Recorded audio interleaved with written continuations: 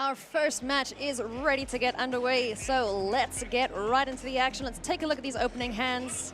Here we go, Seth Manfield versus Savjz. All right, Paul, taking a look at the opening hands here. We have the Esper control list on Seth Manfield's side.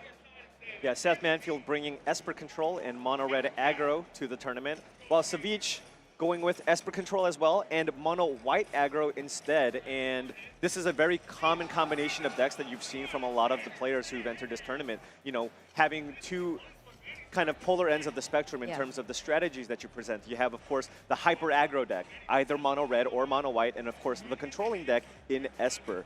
And, you know, one thing that I want to talk about is just the fact that, you know, a lot of players brought mono red aggro here because they thought, hey, if we have a head-to-head where it's red versus white, the red deck should be favored.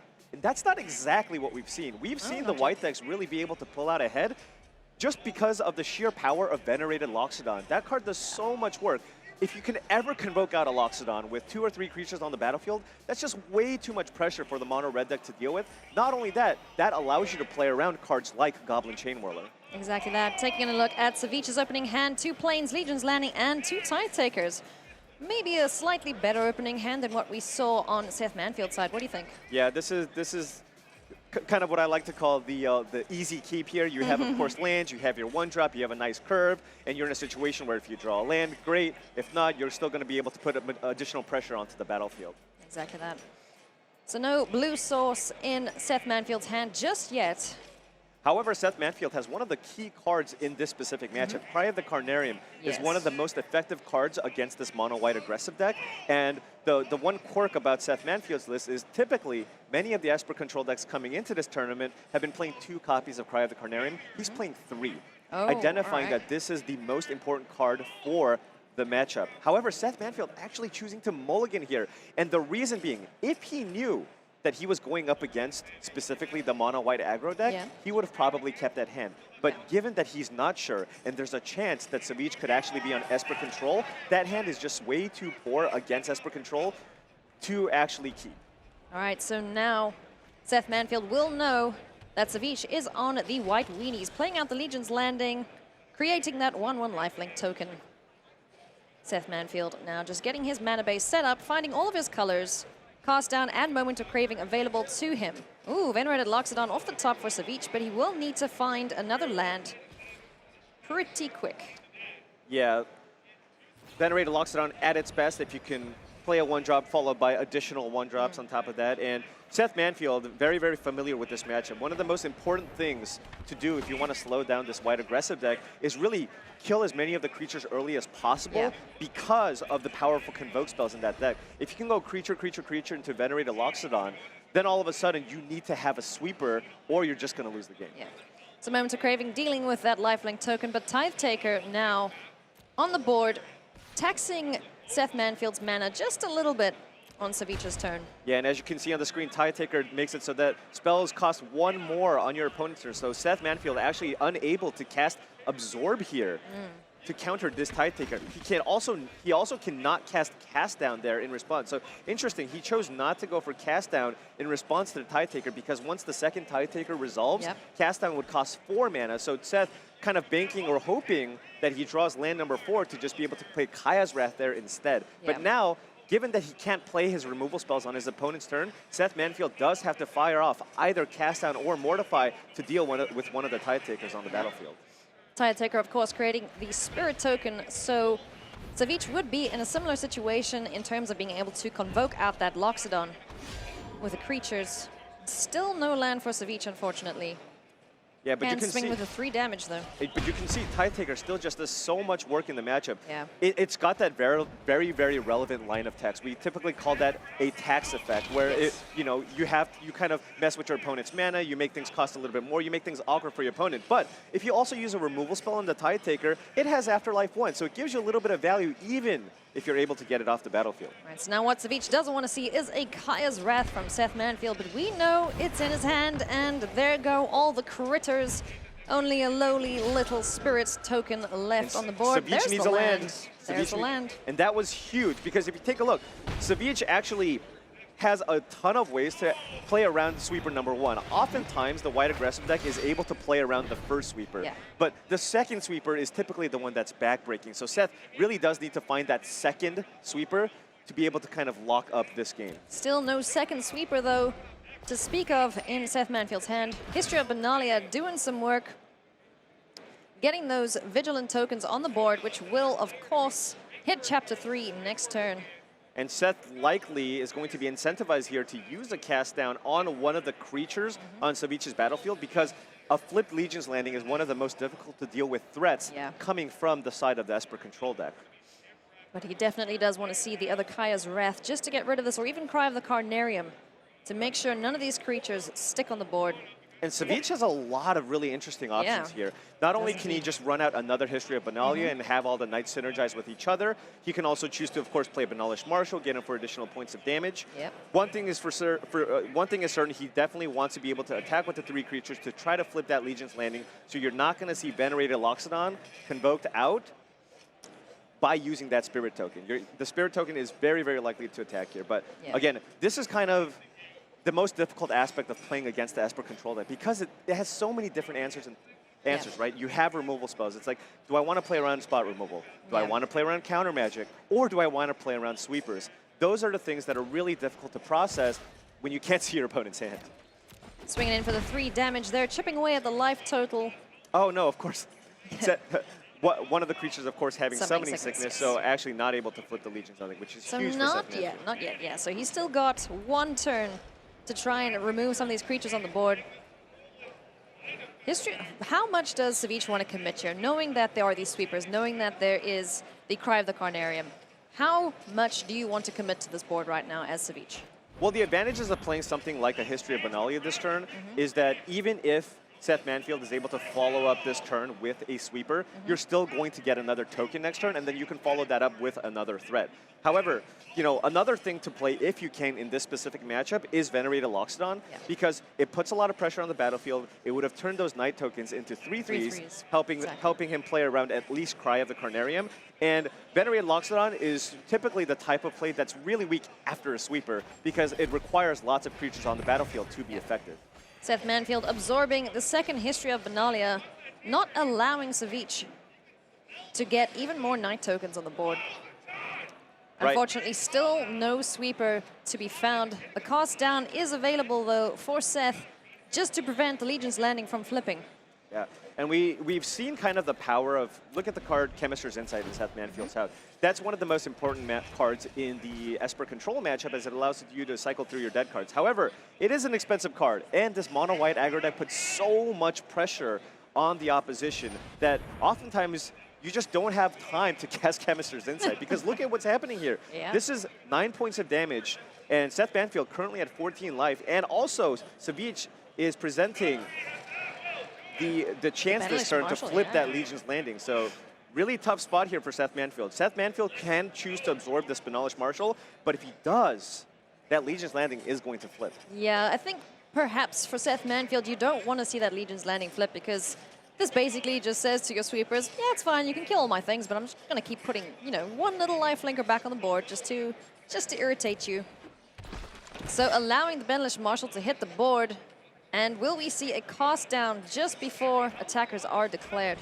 Yeah, it looks like he really does not want that Legion's Landing to flip. However, he's still going to take a ton of damage this turn. He's going to take 7. He's going down to 7. He's facing lethal damage, and he has no removal spells in hand. He needs to draw a sweeper this turn, or Savjz will be able to lock this up. Watery Grave will not do it, unfortunately.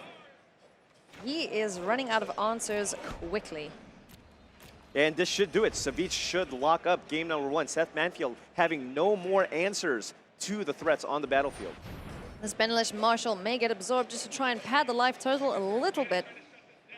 Right, but would he save himself there? Not even. No, even through absorb, we're looking at 10 points of damage. Savjz swinging in, flipping the Legion's Landing, and taking the first round here of day 3 at the Mythic Invitational. So Seth Manfield on the back foot. He needs to now figure out what to do about this white weenie deck, because Savjz has really done pretty well with this white deck so far. Yeah, I mean, I think the white deck has just been one of the most successful decks that we've seen so far. Yeah. It just not only does it put a lot of pressure, it of course also just has the synergies with the Convoke mechanic in the Loxodon and even Conclave Tribunal. This deck just, you know, I've coming into this tournament, you know, I got to dabble and test out a lot of decks, and in all honesty, the mono white aggressive deck is the deck that's been the most impressive to me in all the testing that I've played. All right, so in the second match, we will see the other two decks from both players, which will be the Esper Control and the Mono Red from Seth Manfield. So, kind of an inverse of what we just saw, but the Mono Red does play slightly differently to the White Weenie deck. Right, so what the White Weenie deck is trying to do is put a ton of pressure on the battlefield, and its only way to really get you is with its creatures. But the creatures are generally much more efficient and much more powerful than the cards that you have in the Mono Red deck. However, the Mono Red deck has lots and lots of burn spells, and with the burn spells, you only need to get in for a few points of damage with your creatures before you can try and finish off your opponent with Lightning Strike, with Wizard's Lightning, with Skewer the Critics, cards of that nature. And of course, it also has additional staying power in cards like Light Up the Stage and Experimental Frenzy. So that deck has the ability to go long just with those cards, which is typically not what you see in aggressive decks. Sometimes when you see the white aggressive decks, it's like, I play all my stuff, sweepers. I play all my stuff again, sweepers. All right, well, that was fun. Let's move on to the next game. The red deck, with something like Experimental Frenzy, can outgrind even some of the control decks if they don't find an answer to the card. Exactly right. Taking a look now at the opening hands for Savjz. Hallowed Fountain, Watergrave, 2 Search for his Canters, and the Thought Erasure. That could be... This looks pretty good. Yeah, it's reasonable. We have, of course, 2 early forms of interaction in Thought Erasure and Moment of Craving. It's a little unfortunate to see 2 copies of Search for Azcanta in your opening hand because, of course, it is a legendary permanent, so it's effectively a mulligan to 6. But Moment of Craving is one of the most important cards, one of the best cards in this matchup. And actually, Savjz, I really like his decision when he submitted his deck for this tournament.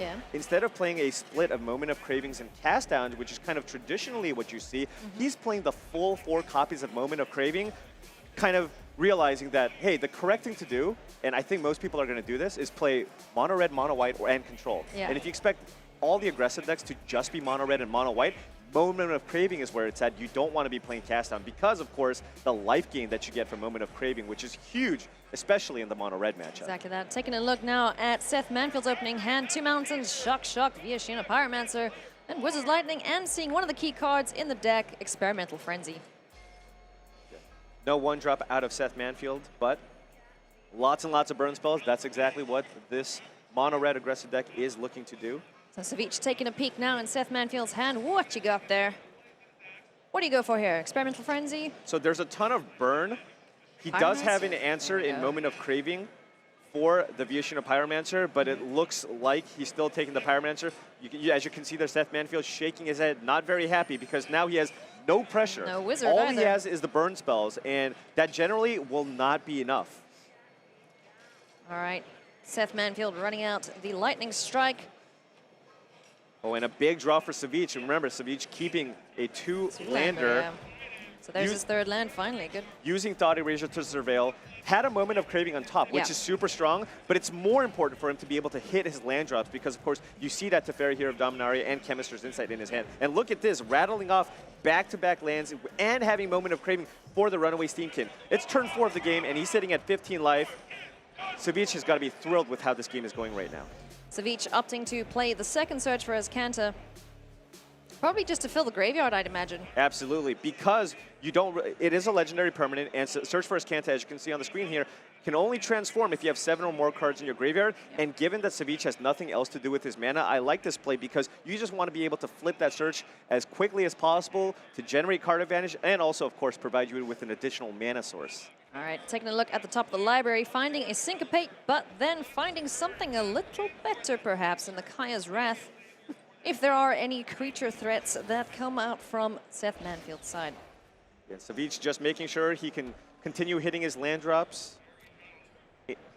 And Seth can not do a whole lot more here except just try to run out as many burn spells here as possible. Finding the mountain at a optimal time because we can now play the Experimental Frenzy without being countered. Yeah, and this is the key card that I wanted to talk about earlier. You know, Seth just had kind of an anemic start here with just a bunch of burn spells, and Savjz sitting at a comfortable 12 life. But we've seen Experimental Frenzy just completely go off, and Savjz does not have a Mortify. He does have a Teferi to be able to effectively kind of tuck away the Experimental Frenzy for a few turns, but keep in mind, Seth Manfield has a Shock and Lightning Strike. If you cast a Teferi and minus it, it's going to be sitting at 1 loyalty, meaning it'll be very easy for Seth Manfield to get that Teferi off the battlefield. Back to that, Savjz declining to flip the search for his Cantor, wants to keep taking a look at the top of his deck before drawing a card. Teferi now tucking away that Experimental Frenzy. And Seth Manfield finding the Get to Lava Runner, as well as still holding on to that Lightning Strike and Shock. So now he can just use the Gitu Lava Runner, as he has multiple spells in graveyard. He can choose to use the Gitu Lava Runner to attack Teferi Hero of Dominaria. So Savjz is running out of card advantage threats, but keep in mind, Search for Azcanta likely going to be transforming soon here. Finding another Chemist's Insights. Vraska's Contempt still in the hand of Savjz, able to get rid of any threats on board, gain him some life. Yeah, and the contemplation might be to try and get rid of this creature, because it's just going to keep absolutely. And the one thing Savjz really wants to do here is try to find an answer for that Experimental Frenzy, because keep in mind, that's still sitting on top of Seth Manfield's deck. It is two turns down, so Savjz does need to either find counter spells like Absorb or Negate, or needs to find a Teferi or Mortify, get it off. Let's see. To find the Absorb, could be but unfortunate tapping here for Savjz. He draws Absorb, but does not have white mana up for the Absorb that he drew. So the auto tapper actually getting him here. And the reason why he played the Chemist's Insight was to hope to draw land number 4 so he can play it this turn and have Vraska's Contempt up. But now, if Seth Manfield plays something, he cannot get that card absorbed. All right, so and he's down to 3. Iomancer's doing the work. We need to see this Kaya's Wrath or Vraska's ASAP. Unfortunately, I don't think he'll be able to leave up the mana for the Absorb as well. Oh, he has access to the white mana, but he has to now tap extremely carefully here, because it's really important for him to be able to go Kaya's Wrath and keep up Absorb. Seth Manfield has no cards in hand, so this is a safe play, but just Savjz needs to make sure that he taps properly here so he actually can cast the Absorb. All right, so Kaya's Wrath, dispatching of these 2 wizards, keeping himself safe just a little while longer. We know what's on top of Seth Manfield's library. It is, of course, the Experimental Frenzy, which Teferi tucked away. And Seth has no choice but to play it out and Absorb. This is huge. Not only will it negate potential top decks from Seth Manfield, but it was one of Seth's biggest threats possible. So now Savjz is going to be able to take over this game. Teferi off the top with Syncopate and Vraska's Contempt. And keep in mind, now he's sitting at 6 life. A burn spell off the top won't do it for Seth Manfield. Not anymore. You can see Seth Manfield shaking his head. He knows how big that was for Savjz. What does he find? Light up the stage. Let's take a look. If I am allowed, I think Savjz will syncopate this. No thank you, no more cards for you. I have the advantage now. And this is where the control match, this is where the control player stabilizes. Yeah. No more immediate threats. Now I'll just keep ticking up my Teferi. Seth Manfield now needs to worry about this Teferi embleming. Yeah. I mean, Seth Manfield still has the possibility of winning this game, but it's going to be difficult. Yeah. Well, scratch that. An Absorb off the top for Savjz means Savjz will have an Absorb for the next burn spell that Seth Manfield will have, meaning he's going to go up to 9, and then Seth needs to draw 3 more 3-damage effects to actually claw back and win this game. But it's not over till it's over. Seth Manfield will hang on to that mountain and just keep taking a look. Oh, and look at this. I mean, this should lock it up. 2 Absorbs here. There are no uncounterable spells in the mono-red aggressive deck. We've got Teferi going. We have Azcanta the Sunken Ruin going, and 2 Absorbs. And Seth Manfield with the good game, and Savjz. All right. Winning the first match. Savjz. Wow. And you kind of got to see some of the little adjustments. Savjz with additional Moment of Cravings and just many more ways to gain life. That's the one powerful thing about this Esper Control deck that makes it you know, potentially favored against the mono red Yeah. is the fact that it's got lots of these incidental life gain spells. Not only do you have access to Moment of Craving and Vraska's Contempt to gain life, Absorb, a very powerful counterspell from Ravnica Legions. I knew a lot of the blue mages out there were going to love this card because, you know, one thing everybody hates losing to is, you know, these mono red aggressive decks with all the burn spells. And Absorb, just being able to not only negate a spell, but also that crucial 3 life. It just does so much work, especially against the mono-red deck. The mono-white aggressive deck has the ability to kind of go wide or attack with, you know, more power, so that sometimes the life gain isn't quite enough. But against mono-red, it's truly a backbreaker. So excellent game there from both players. Savjz coming up with a victory. He will advance. It's getting super close now. He's got 2 more games to win, and then he is in the top 4. Yeah, He'll be back for tomorrow. And again, Savjz just powering through all of some of the best Magic players that we've seen, and it's I can't stress this enough. He clearly knows what's going on, and I've seen very few mistakes from Savjz, and I've been truly impressed with his gameplay so far in this tournament. Yeah. He's put on some stellar showcases for us, as well as all the other players that have participated in this so far. So if you guys haven't, or if you're only just tuning in now, I encourage you to stay tuned because there's going to be even more like that. Let's toss it over to Becca now to talk to Savjz.